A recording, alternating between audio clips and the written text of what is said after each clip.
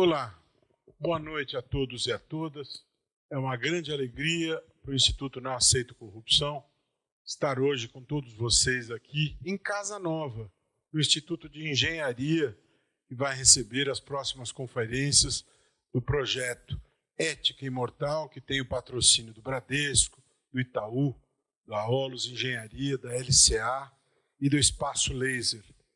Hoje damos prosseguimento ao projeto que já debateu ética e jornalismo, ética e educação, ética e economia, ética e diplomacia, e hoje debaterá ética e cultura com o grande imortal Carlos Nejar, esta figura extraordinária, humana, que nos honra e que abrilhantará o debate esta noite, e já foi indicado em 3 ocasiões ao Prêmio Nobel de Literatura, essa figura humana de extrema sensibilidade, que transmite humanidade e que a todos nós inspirará nesta noite. E hoje, inclusive, tivemos a oportunidade de trazer aqui obras do Carlos Nejar, que generosamente foram disponibilizadas pela sua editora com a oferta de 50% de desconto e que poderão ser adquiridas por vocês que estão aí oferecidas no espaço anexo aqui ao auditório. Mas eu quero aproveitar essa oportunidade hoje, mais um minutinho, para fazer uma breve homenagem a um imortal que no último dia 14, nos deixou. Cacá Diegues, nascido em Maceió, fundador do Cinema Novo, ao lado de grandes cineastas brasileiros, como Glauber Rocha, como Nelson Pereira dos Santos, Leon Hirschman. Ele foi um nome ícone do cinema nacional. Se destacou como cineasta, como escritor, com filmes que foram referência no Brasil, como Tieta do Agreste, Bye Bye Brasil e Chica da Silva, que marcaram a identidade sociocultural nacional. Cacá Diegues, nascido em Alagoas, no último dia 14 de fevereiro, nos deixou e deixou também um legado muito importante para o Brasil em termos de cinema, em termos literários, e com certeza deixará saudade. Então fica a homenagem do Instituto Não Aceito Corrupção, do projeto Ética Imortal, este grande imortal que integrava a Academia Brasileira de Letras. Também fica o registro aqui da reeleição do nosso querido Merval Pereira, que foi reeleito agora no mês de dezembro para comandar, por um mandato de mais 3 anos, a Academia Brasileira de Letras, que já esteve aqui na primeira conferência sobre ética e jornalismo. Mas, sem mais delongas, eu quero, então, dizer a vocês que é realmente um privilégio para o Instituto Não Aceito Corrupção recebê-los, e nós temos aqui na mesa também o Zé Eduardo Jardim, que é o presidente do Instituto de Engenharia, a quem eu passo a palavra para brevemente também dar o seu boa noite. Boa noite a todas e a todos. Para o Instituto de Engenharia, é uma honra, uma alegria, um privilégio passar a ser o anfitrião do projeto Ética Imortal do Instituto Não Aceito Corrupção, realizado em parceria com a Academia Brasileira de Letras e a TV Cultura. E é muito especial recebermos nesta noite o grande poeta que o Brasil aprendeu a admirar, o senhor Carlos Nejar. Seja bem-vindo, doutor Carlos Nejar. Se eu fosse ler aqui o seu currículo, eu levaria a noite toda, por tudo que o senhor já fez, está fazendo e ainda fará. Esta casa é do INAC, Roberto. Seja bem-vindo, presidente Roberto Liviano. Estaremos sempre juntos em prol da integridade e da construção de um país mais justo. Muito obrigado pelo privilégio de nos permitir hospedar esse evento. Muito obrigado.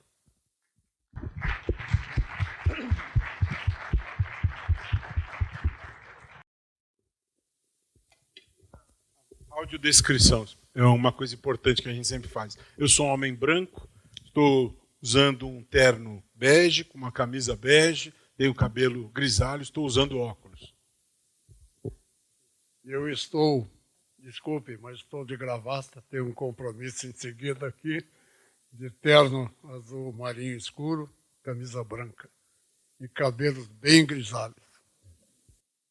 Olá, boa noite a todos e a todas. Uma alegria recebê-los nessa noite. Eu sou a Joyce Ribeiro, sou jornalista, apresentadora do Jornal da Tarde, da TV Cultura, e é uma alegria fazer parte de mais uma conferência do programa Ética Imortal.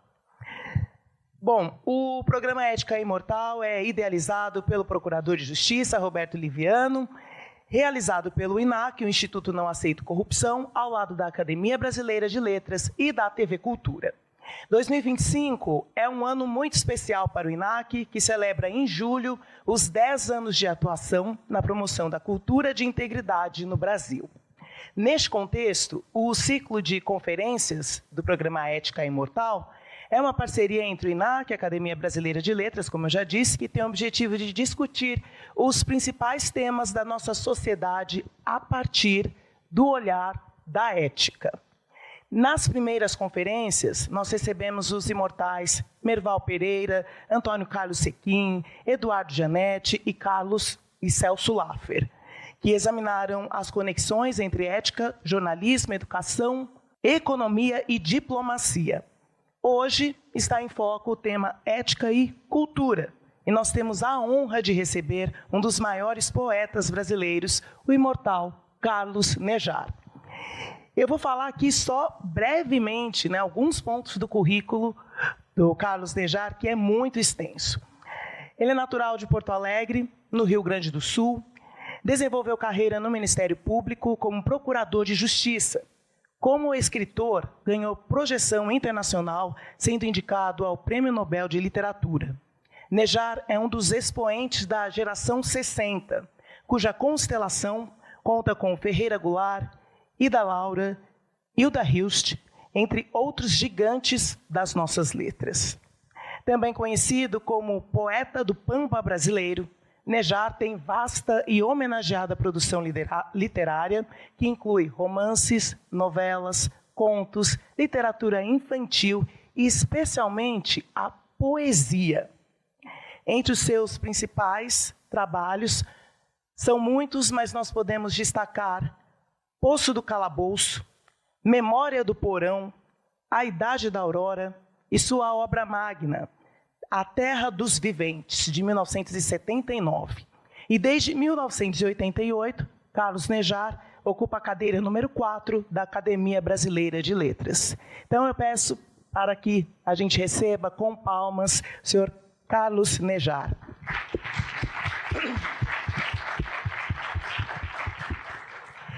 Eu já começo com uma pergunta inicial, e eu vou citar um pedacinho da sua obra, Poço do Calabouço, onde o senhor diz o seguinte: bem-aventurados são os pássaros, que não pensam em liberdade, porque voam nela sem idade.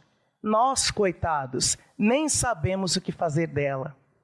E aí eu te pergunto, o que o senhor diria para essas novas gerações sobre a relação entre ética e jornalismo, que é o tema da nossa conversa de hoje, e pode ser a sua fala, ética e cultura, perdão, que é o nosso tema dessa noite, e pode ser, por favor, a sua fala inicial.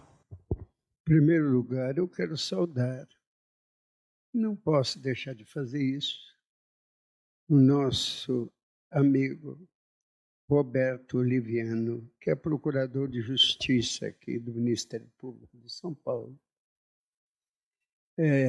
doutor em Direito Penal pela USP, idealizador e presidente do Instituto Não Aceito Corrupção e integrante da Academia Paulista de Letras Jurídicas.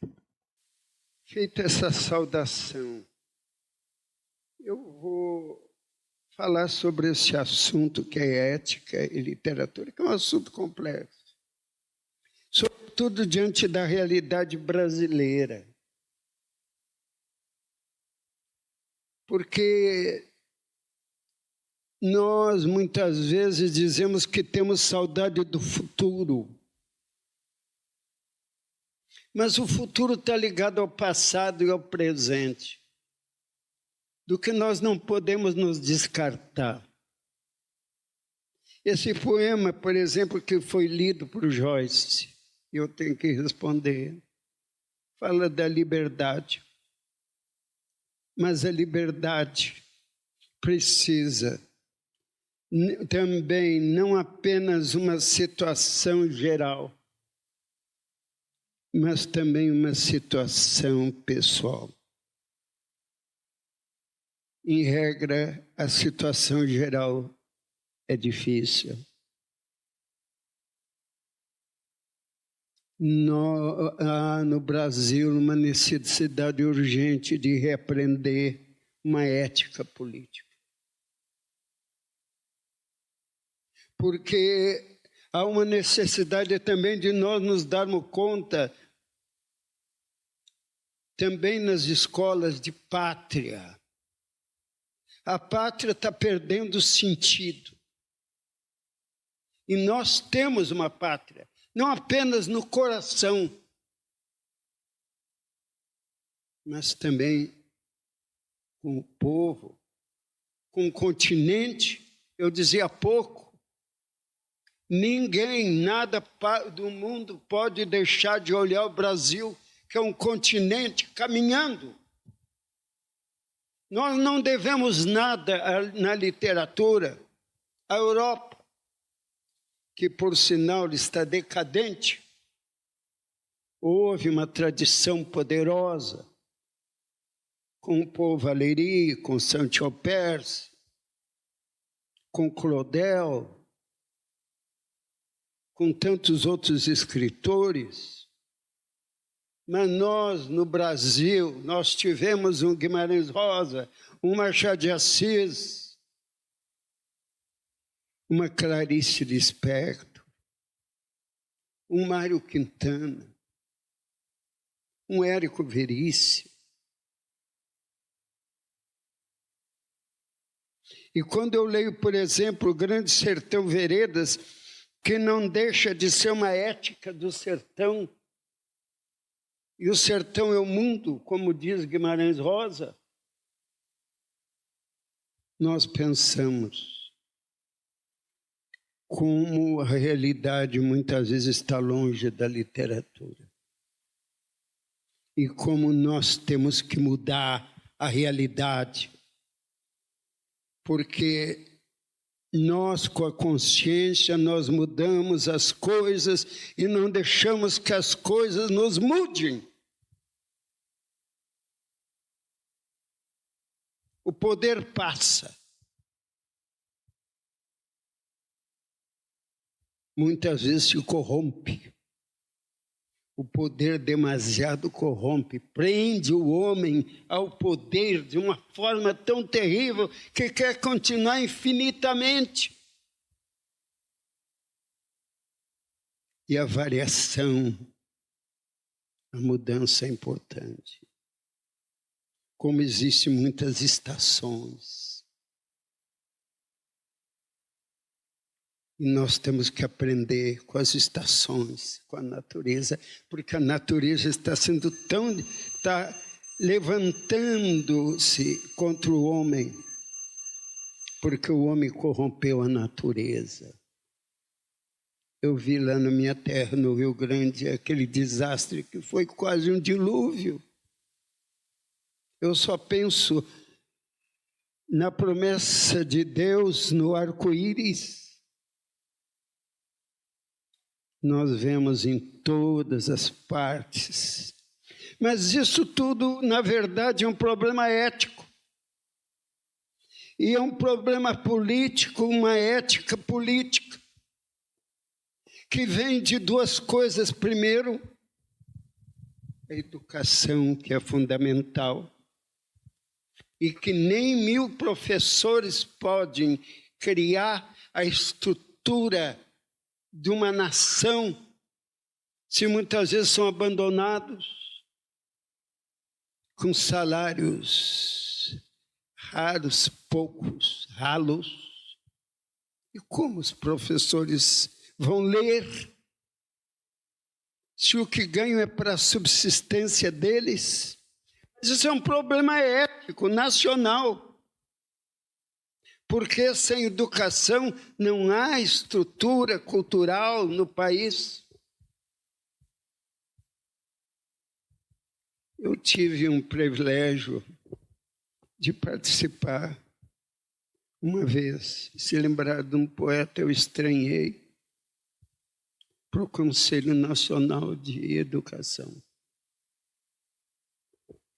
E estranhei que aceitasse um poeta que não está tão afeito a essas leis, tantas leis da educação, mas a gente foi aprendendo. A gente vive de aprender mais do que de ensinar. Eu hoje estou aqui também, tendo a vossa presença, obrigado a aprender. Porque no momento em que eu puxo a palavra também me empurra. Ninguém é sozinho. Eu não sei se eu respondi a pergunta. Sim, na realidade são várias perguntas que nós temos, Então, eu, Viviano, e várias perguntas do público também. Eu não quero me ouvir falar sozinho. Não, eu já me cansei muito de mim e eu prefiro até ouvir. Vamos ver. E aprender. Então eu já deixo um recado que todos aqui presentes podem mandar as suas perguntas. Nós também temos muitas outras para fazer para o poeta Carlos Nejar.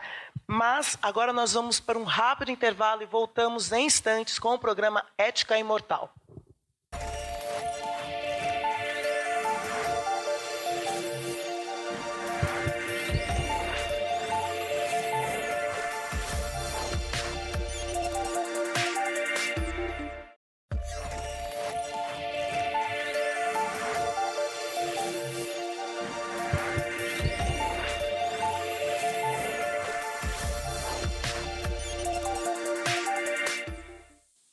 Estamos de volta com mais um programa Ética Imortal e hoje temos a honra de receber o poeta Carlos Nejar. Bom, no primeiro bloco a gente teve a oportunidade de ouvi-lo sobre ética e cultura. E ainda nesse assunto, que é o tema do nosso programa de hoje, o que o senhor pensa das mudanças culturais nesse tempo de internet, que traz uma cultura mais massificada, né, e de acesso de muitos, mas talvez com limitações em relação a assuntos? Como que essa internet pode influenciar a nossa ética? Eu aqui no segundo turno, eu quero responder. E antes eu só quero fazer uma anotação. Estão falando aí em Prêmio Nobel. E isso é um milagre. Mas como eu creio no Deus do impossível, no impossível não há concorrência. Mas eu vou entrar nesse assunto, que é um assunto difícil. Porque hoje viver no Brasil está sendo difícil. Nós temos o peso econômico, nós temos o peso político, nós temos o peso dos interesses individuais acima dos coletivos. E nós já não sabemos onde está o povo. Nós temos que buscar, talvez na história, talvez lá no fundo do precipício. Mas em algum lugar nós temos que buscar, porque nós somos o nosso povo e um poeta tem que ser uma consciência coletiva. Fernando Pessoa diz que a poesia está em si mesmo. Eu penso que a poesia está com todos. Mas eu até me perdi pela linha do fundo, entrei no labirinto de Borges, porque eu Queria que repetisse Sim. o fio da meada. Sim, sim.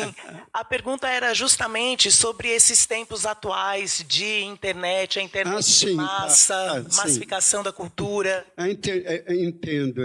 A cultura, a internet, televisão, são importantes como ferramentas, como uma pá, como uma picareta. Mas não são fins. Muitas vezes nós esquecemos a palavra pela imagem. A imagem é voluptuosa, a imagem é atrativa, a imagem é superficial. Sem a palavra, a imagem é nada. Nós temos que voltar à palavra. A leitura, que nesse país está cada vez mais escassa. Nós temos que voltar aos nossos clássicos. Um Machado de Assis, um Guimarães, Grande Sertão Veredas, uma Clarice, um Policarpo Quaresma e tantos outros que nós, até aqui, eu queria trazer nesses nomes, o autor de Vidas Secas, Graciliano Ramos, que todos eles tipificam um Brasil que nós temos dificuldade de ver, porque não é o Brasil dos nossos sonhos, mas nós precisamos sonhar para poder inventar a realidade. Nós precisamos ter memória para poder desenvolver a imaginação. É verdade a importância da televisão, cada vez maior, da imagem,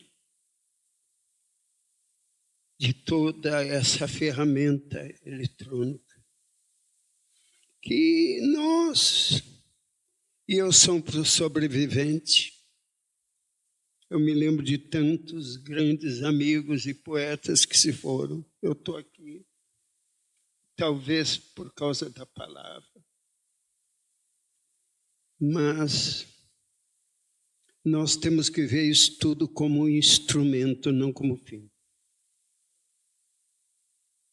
Por exemplo, agora nós estamos sendo televisionados, mas o que vive, o que fica, o que permanece, o que é a nossa alma, e é uma alma geral, é a palavra. E nós estamos fugindo muito da palavra. Nós temos medo da palavra. Os políticos têm medo da palavra. Mas nós não. Porque ela nos inventa.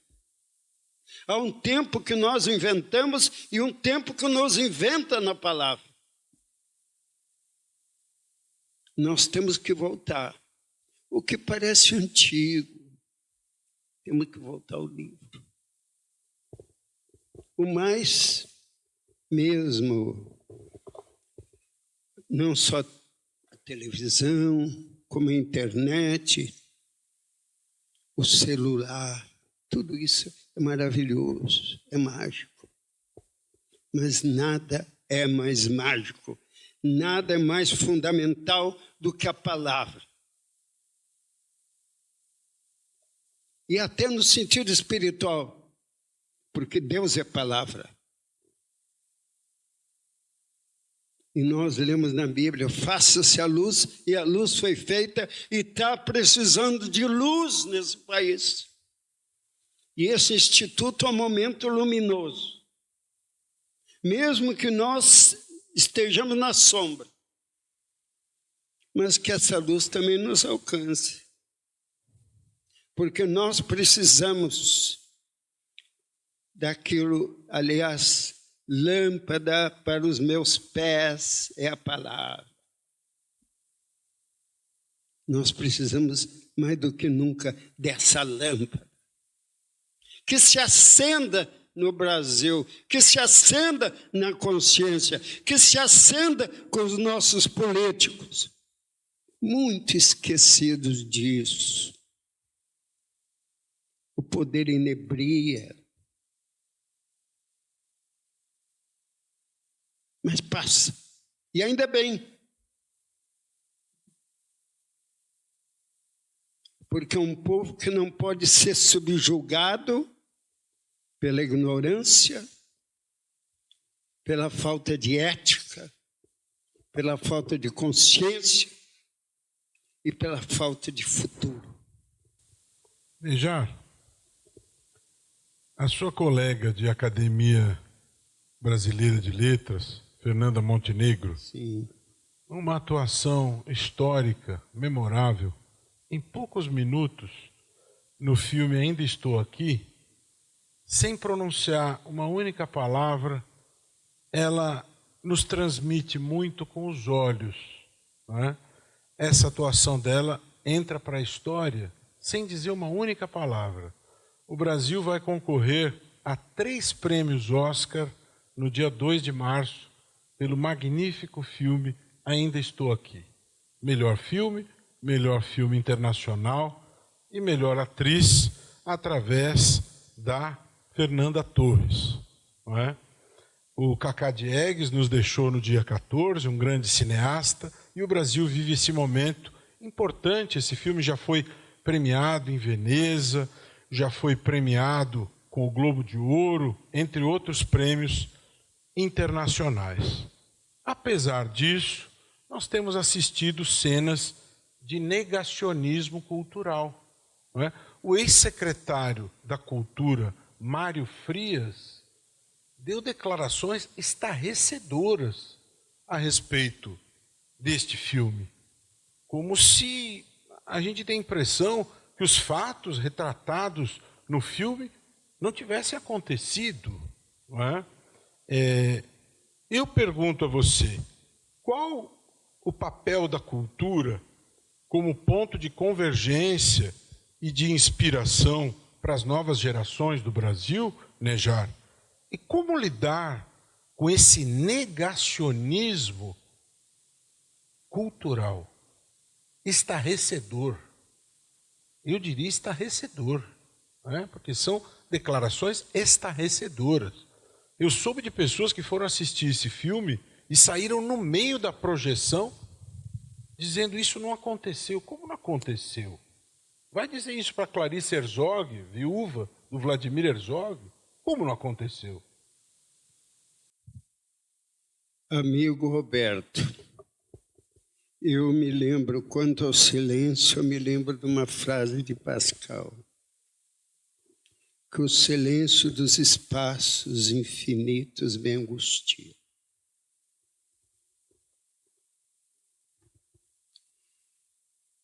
Nós passamos um grande tempo de silêncio. Nós aceitamos as coisas. E as coisas se impõem.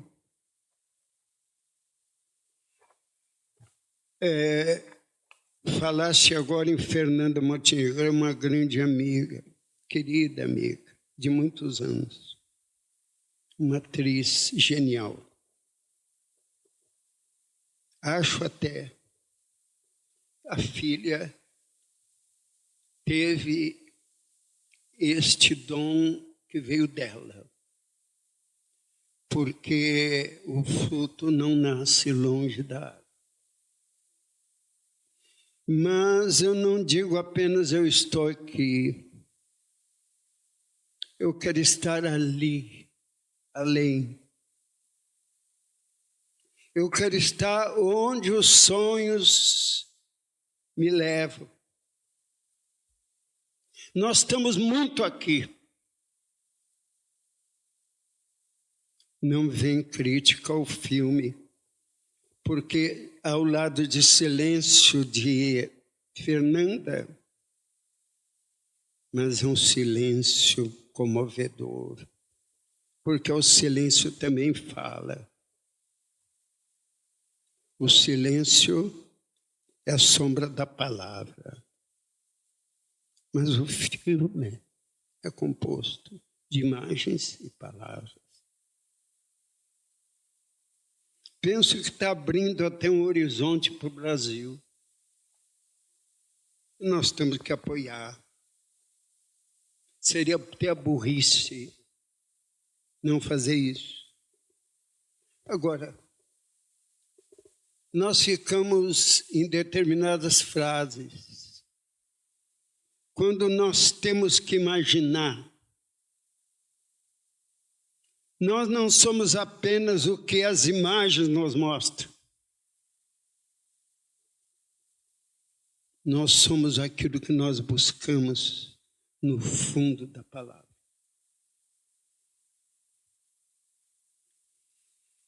Então é apenas isso. Eu, cada vez mais, amo os ancestrais. Mas eu não digo que eu sou tão antigo. Eu penso que o antigo é o contemporâneo.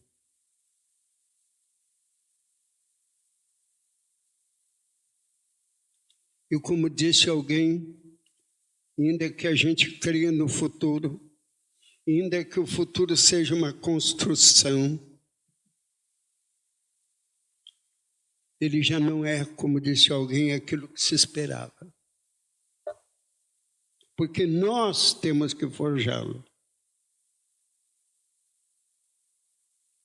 E nós temos que forjá-lo com uma nova consciência. Porque é a consciência que funda a realidade. A consciência que explode a realidade. Mas nem tudo é realidade. Sem o sonho, a realidade fica muito frágil. Mas vamos dizer que esse poeta é um sonhador. Se nós tirarmos o sonho, o que vai restar? A palavra é o sonho que se concretiza. E nós, num certo sentido, também somos palavra. Não podemos nos negar. De qualquer maneira, eu não sei se eu respondi. Respondeu sim. É que a gente fica pensando, viajando nas suas palavras, né? Tentando fazer essa conexão entre o que o senhor fala do papel das imagens com o papel inicial das palavras que tudo dão origem, né? Que a tudo dão origem, e a gente vai viajando no que o senhor está falando. Mas nós temos outras perguntas de outros assuntos variados que eu vou trazer já no próximo bloco. Sim, então já está o tempo. Isso. Então a gente termina aqui esse bloco do programa Ética Imortal com o poeta Carlos Nejar.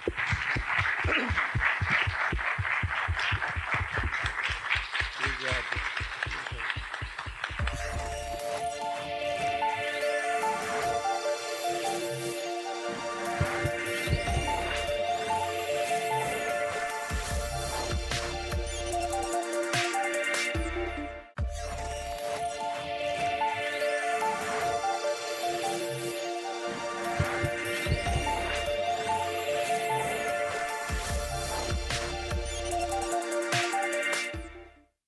Estamos de volta com o programa Ética Imortal e hoje nós temos a honra de receber o poeta Carlos Nejar, que está aqui conosco para assinar alguns livros. Logo mais, algumas das suas obras estão disponíveis aqui no nosso espaço e nós teremos a oportunidade de levar essas obras assinadas pelo poeta. Bom, a gente pode entender, e essa é uma pergunta, que a literatura ela tem o poder de humanizar e de transformar as sociedades, não, transformar as pessoas, as mentes dos indivíduos. Então, qual é o papel da poesia na construção de um diálogo de empatia entre grupos diferentes, opiniões diversas? Olha, em primeiro lugar, eu estou me lembrando que, Joyce, tu falasse no tempo. E eu aqui recordei uma frase do Machado de Assis, que ele dizia assim: se nós perdemos o tempo nos enterra. Eu quero sair daqui vivo, que vocês me perdoem. E, de qualquer maneira, respondendo essa pergunta, essa pergunta é uma pergunta terrível. Sim. Porque nós estamos perdendo a nossa porção de humanidade. Na medida em que não se lê, na medida em que não se pesquisa, não se estuda, na medida em que nós ficamos, sobretudo, eu não sou contra o computador, não, mas o computador dá umas respostas superficiais, nós não buscamos mais a profundeza do livro. Está tudo muito fácil. A cultura está muito fácil, por isso está sem raiz. É uma árvore que não cresce. Mas nós estamos perdendo uma porção da nossa humanidade. O problema básico da literatura, da ética, da cultura, da criação, a humanidade. Não só estamos no mundo de guerras, nós não aprendemos. Aliás, o mundo não aprendeu. Nós só vemos uma destruição da própria natureza. Tudo isso é falta de humanidade, onde a máquina está dominando o homem, a tal inteligência tão artificial, mas que nunca vai escrever um verdadeiro poema, nunca vai escrever um livro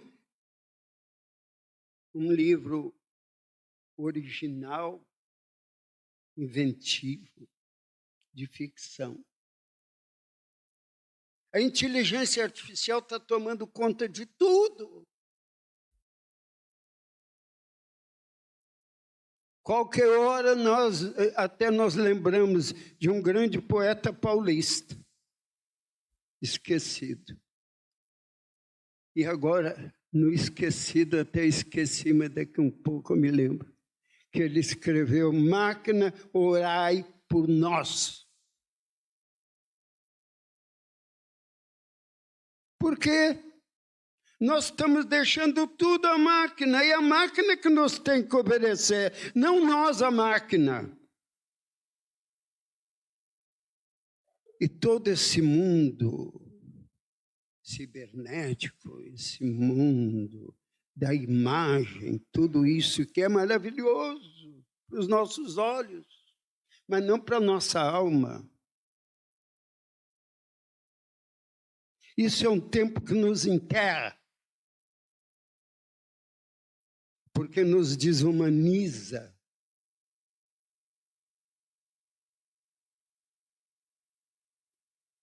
E acho que a literatura tem que criar humanidade. E a marginalização hoje da criação, não só da literatura, da arte no Brasil,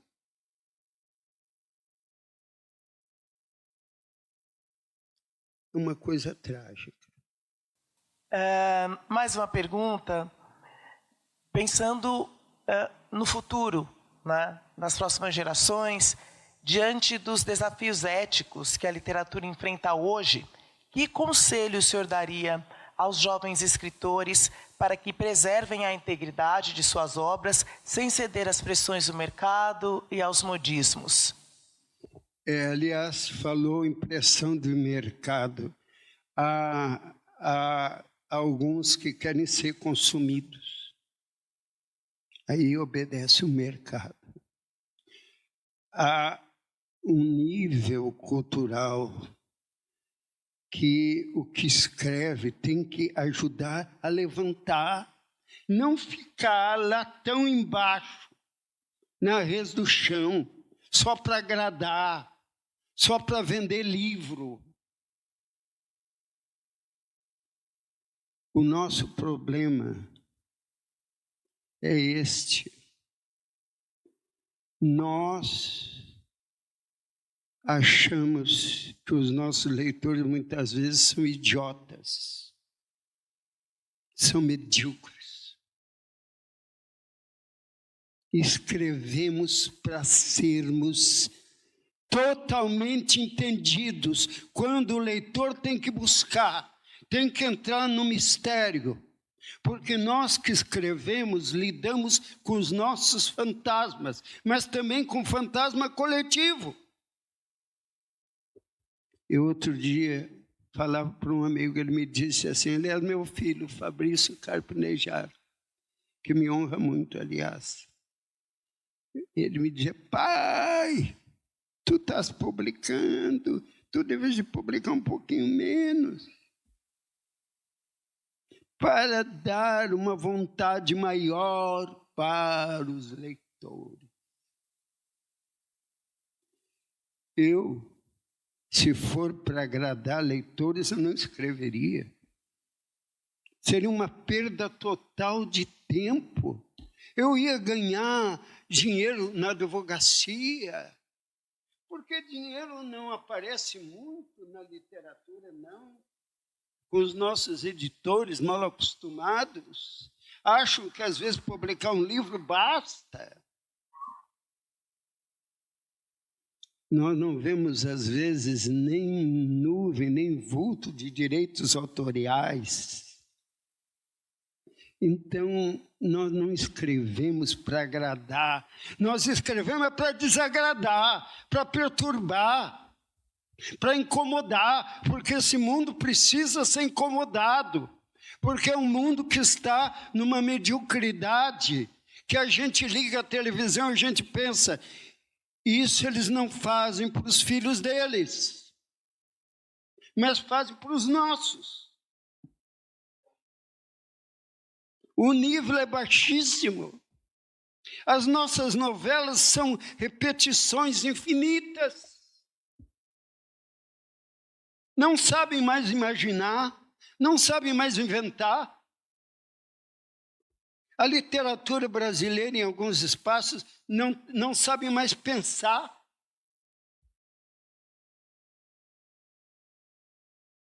E a criação ou é mágica ou não existe.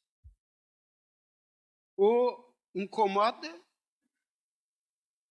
ou então não tem importância nenhuma. Ainda bem que eu não vivo de literatura, senão eu estaria morto. Como tantos outros poetas, Camões e tantos outros. Ainda bem que eu estou no Ministério Público, que me honra imensamente, que eu tenho saudade, que eu gostaria até de poder voltar, mas não posso, mas só nos aposentamos de eternidade. Eu estou aposentado no Ministério Público, tudo bem, mas eu só me aposento de eternidade. Antes, não. Mas, como falar para a juventude? O que eu posso dizer é que a juventude tem que começar a crer em si mesma, porque com ela está a mudança. não é com a velhice do mundo. É com uma nova civilização da infância ou da juventude. E o que eu podia dizer é que leiam, que busquem, que descubram, que não comecem a dizer, não, o texto é obscuro que eu não entendo. Busque entender, porque quando nós buscamos entender, a palavra nos entende. É a palavra que nos lê, a palavra que nos reconhece como um cão que vai farejando e nos descobre. E o nosso inconsciente é um cão domesticado. Nós temos que começar a trabalhar não só o nosso inconsciente, mas o inconsciente coletivo. Colocar a natureza na criação. Porque a natureza é sempre mais rica. Mas nós não olhamos mais nada. A natureza está se apagando perto de nós. Mas nós somos a natureza.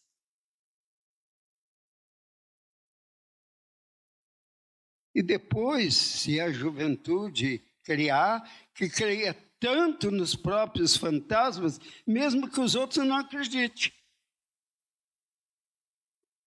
Porque os outros só vão acreditar depois do que cria acreditar.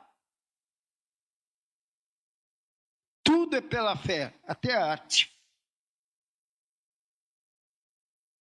Muitas vezes eu fiquei romancista depois dos 40 anos. Eu sempre fui poeta, depois me meti no romance, porque eu descobri que eu precisava falar não apenas do sonho no poema, mas também do pesadelo contemporâneo. E sair fora do modelo do romance normal, que é um romance linear,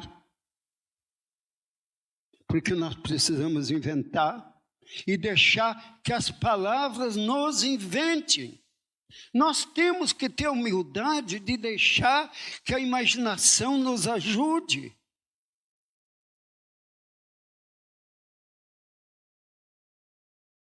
Apenas isso. As palavras são vivas. Não sei se eu respondi. Sim, perfeitamente.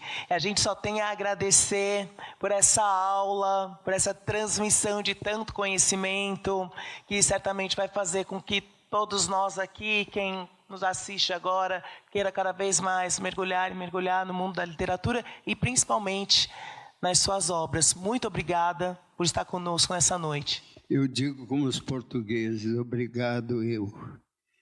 Obrigado por vocês estarem aqui, meus amigos, por vocês ainda me assistirem, o que é terrível, porque eu não gosto de me assistir, eu gosto de escrever.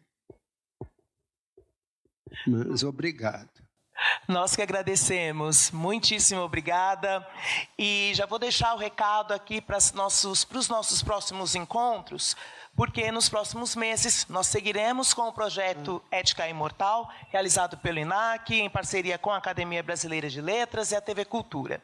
E estão confirmados nomes como Lília Schwartz, Ricardo Cavalieri, Edgar Teles Ribeiro e Rosisca Darcy. Nós voltamos então no mês que vem com o Joaquim Falcão, que vai abordar o tema Ética e Justiça. Então, nós esperamos todos vocês. Muito obrigada pelo nosso encontro de hoje e até a próxima. Obrigado.